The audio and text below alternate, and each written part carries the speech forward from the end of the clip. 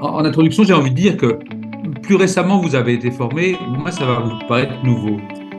Parce que les nouveautés qui sont présentes dans le manuel ne sont nouvelles que en tant que rassemblées dans le manuel. Sinon, un certain nombre de choses ont déjà circulé dans le Mint et dans les différents papiers sur l'EM. Surprise pour ceux qui se tiennent régulièrement au courant des évolutions de la conception de l'entretien motivationnel. Si par les représentations issues du précédent manuel, il y aura un peu plus de surprises. Je dois vous avouer, en jouant au vieux sage, comme dit l'ami, donc que de mon point de vue, j'ai trouvé qu'il y avait moins de changements que je ne le pensais. Ni la vie, la philosophie générale de l'affaire.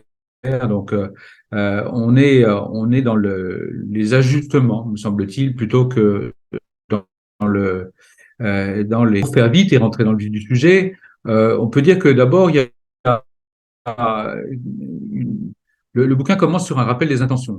Les intentions, pourquoi refaire un, un livre sur le M?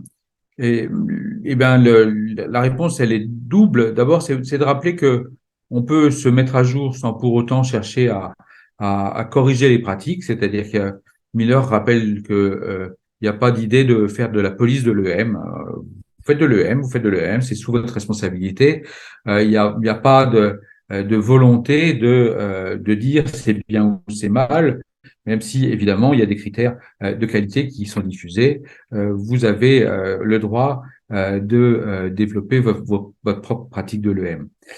L'autre point, c'est que le dernier livre, au lieu d'être euh, une nouvelle complexification de l'approche, comme a pu être finalement le passage du premier au deuxième et du deuxième au troisième.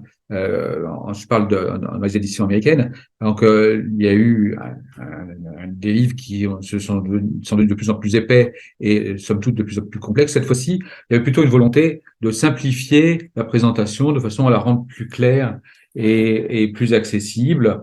Et donc, le lecteur de cette nouvelle édition à paraître en français, je pense quelque chose comme en avril ou mai de l'année prochaine, le lecteur ne sera pas en, comment dire, à se tenir la tête entre les mains pour essayer de comprendre là où on rentre dans le découpage de cheveux en quatre.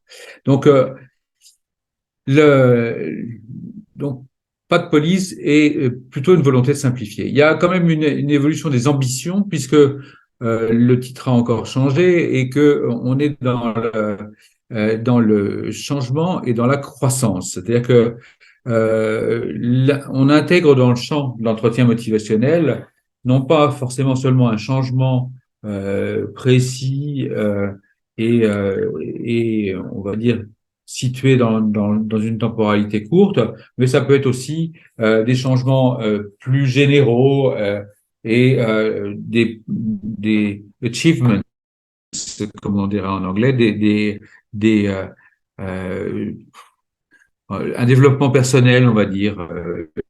Le mot croissance me convient pas très bien. Le développement personnel est galvaudé et donc probablement on va trouver quelque chose comme le développement de soi, ce qui revient à peu près au même, mais ça serait pour le dégager de ce courant très flou et très ouais, où il y a vraiment à boire et à manger, qu'on appelle le développement personnel. Donc, une évolution des ambitions aussi dans un élargissement des champs d'application de l'EM, qui tient compte aussi du fait que il y a eu de nombreuses nouvelles études dans les 10 dernières années qui ont montré que l'EM pouvait avoir du sens dans tout un tas de changements. On avait déjà noté que c'était pas seulement des changements de comportement, ça pouvait être des changements d'attitude.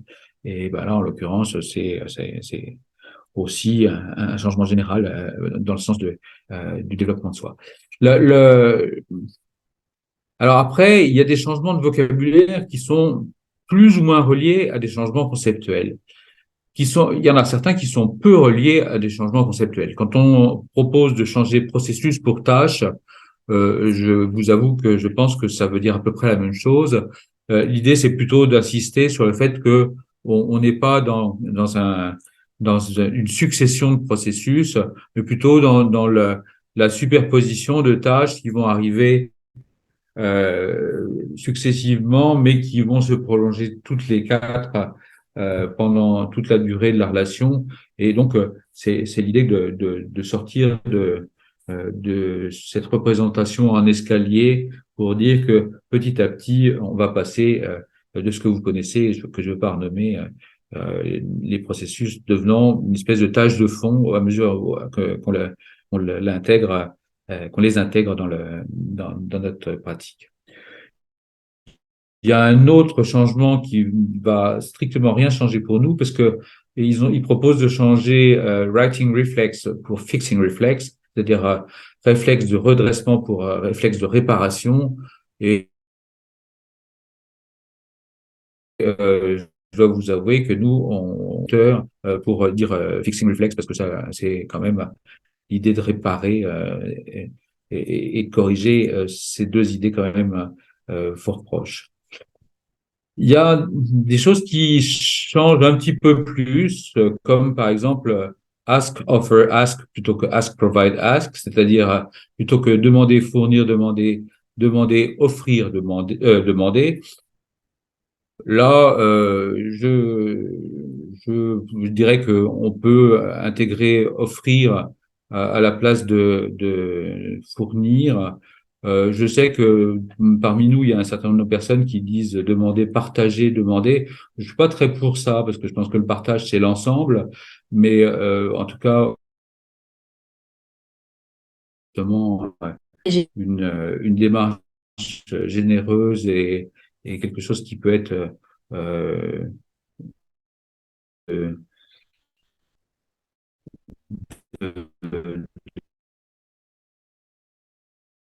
euh, possible de valider. Et c'est en fait l'idée de supprimer provide, c'est parce que en fait il y a une critique du mot provider, c'est-à-dire que on n'est pas des fournisseurs d'aide, mais plutôt des personnes en interférence, que quelqu'un qui est en phase d'évolution et que nous, on se met au service de cette évolution et non, on ne va pas fournir l'évolution ou le changement ou les outils de changement comme si on était les acteurs principaux. Il y a un autre changement qui est plus significatif et qui est pas forcément plus simple pour le traducteur, c'est le passage situationnel d'évocation et d'évocation à empowerment.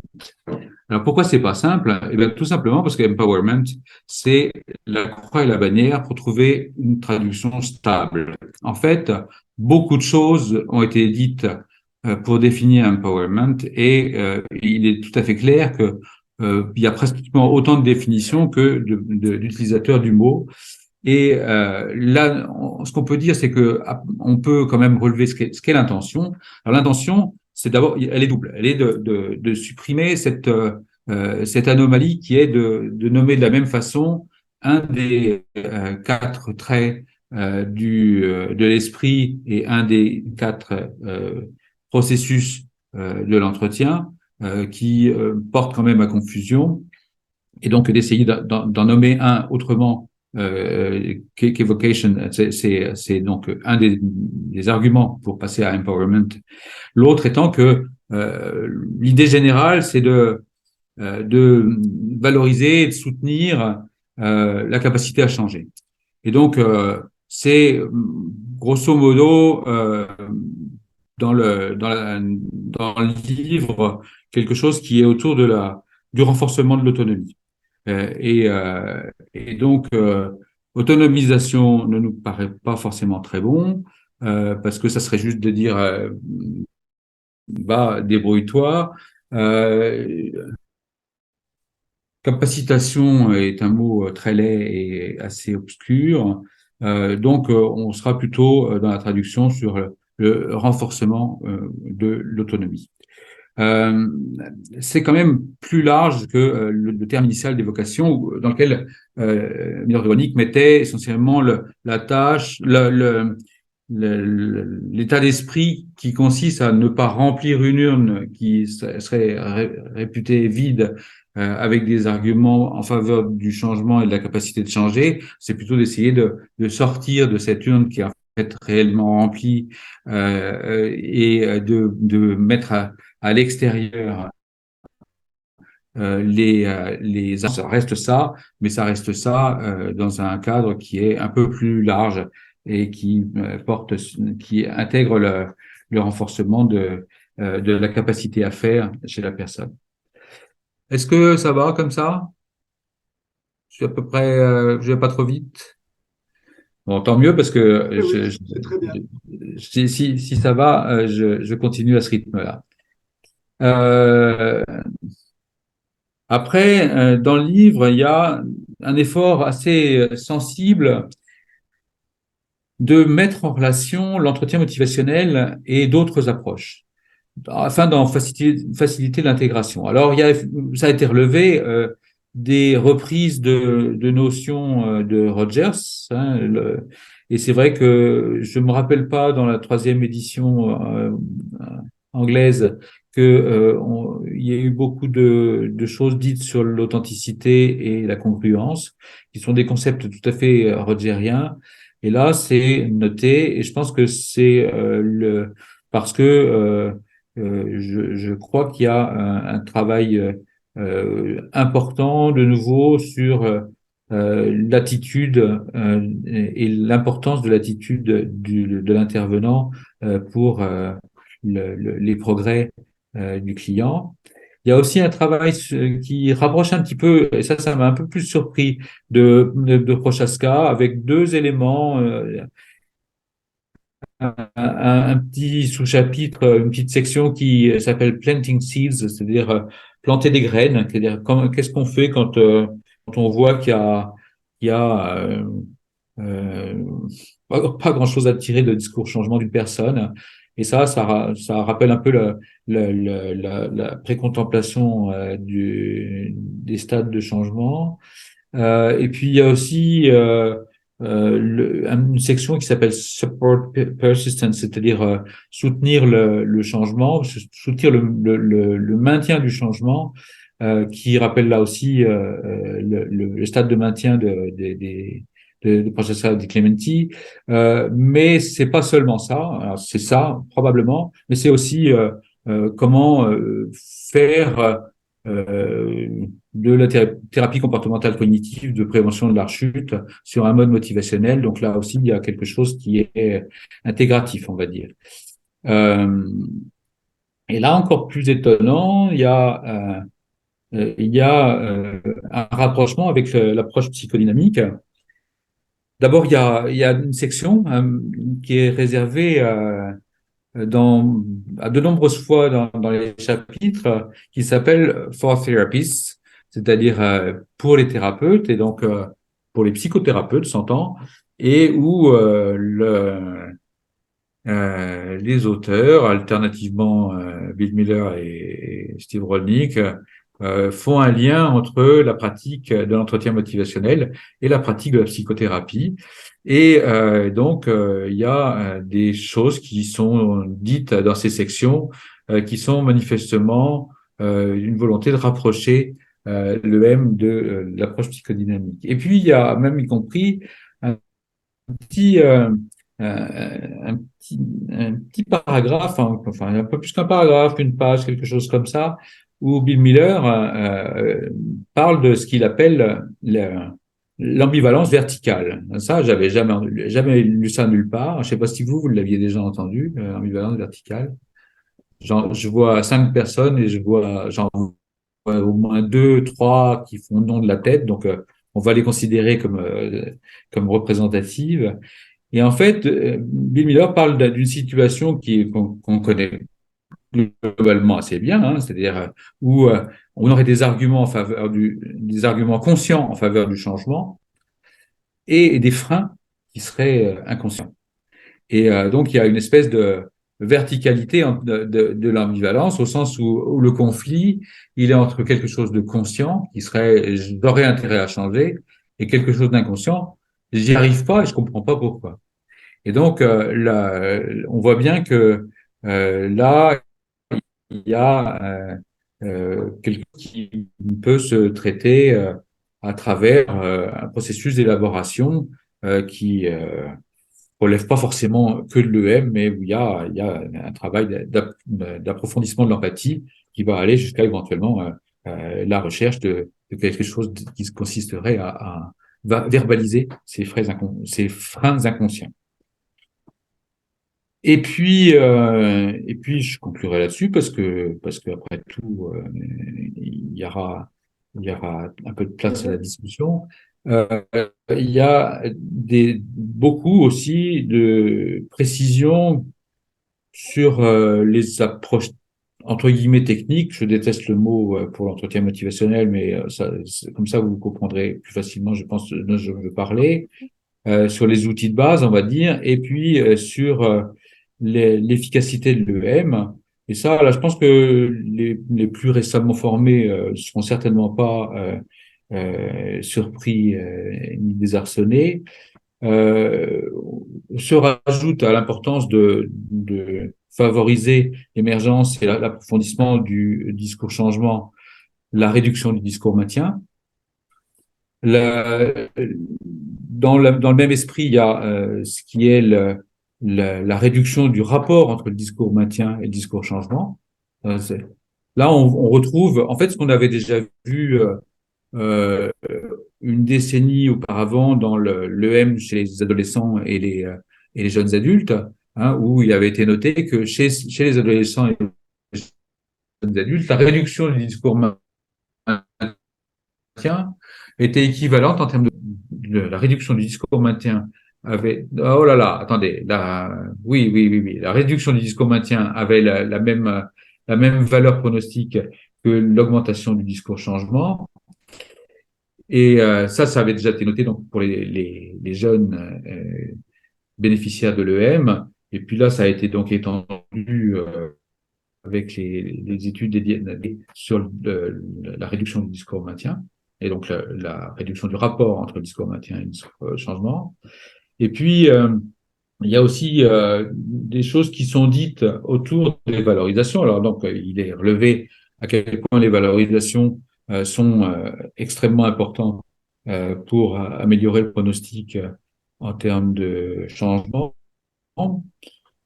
Mais il y a une discussion pas très longue, mais sur la distinction entre valorisation simple et valorisation complexe, comme on peut faire une distinction entre reflets simples et reflets complexes. Et pour faire vite, j'ai pas encore traduit cette partie-là, mais Dorothée non plus. Donc pour après une lecture rapide, disons que c'est une discussion autour de la différence entre les compliments et les valorisations de processus, c'est-à-dire les choses qui vont aller dans la simple prise en considération de quelque chose qui se fait et où il y a un effet bénéfice, dont le bénéfice est probablement relationnel, mais forcément fragile dans un premier cas, donc là c'est le compliment, et la valorisation du processus ou des forces ou des motivations, etc. Là, ça a un effet plus persistant dans la mesure où ce sont des choses qui sont plus durables. Voilà, moi ce que j'ai relevé comme différence principale, finalement le livre, en termes de contenu, pas très différent. Il a été beaucoup retravaillé en termes de forme.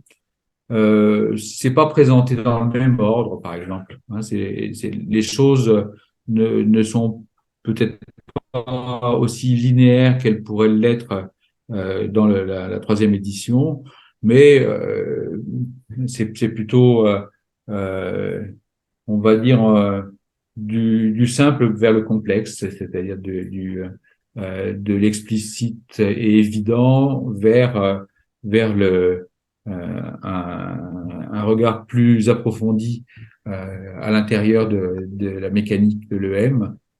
Mais tout ça n'en fait pas un livre fondamentalement révolutionnaire. C'est pas présenté comme tel d'ailleurs. Hein. Les intentions sont toujours les mêmes, mais c'est toujours quelque chose qui, en tout cas, on aura l'impression de se retrouver comme dans une ville qu'on n'a pas revue depuis 20 ans, à la fois avec des points de repère stables et faciles à reconnaître et qui permettent de s'orienter, et puis de nouveaux immeubles qui, aux yeux des vieux, paraissent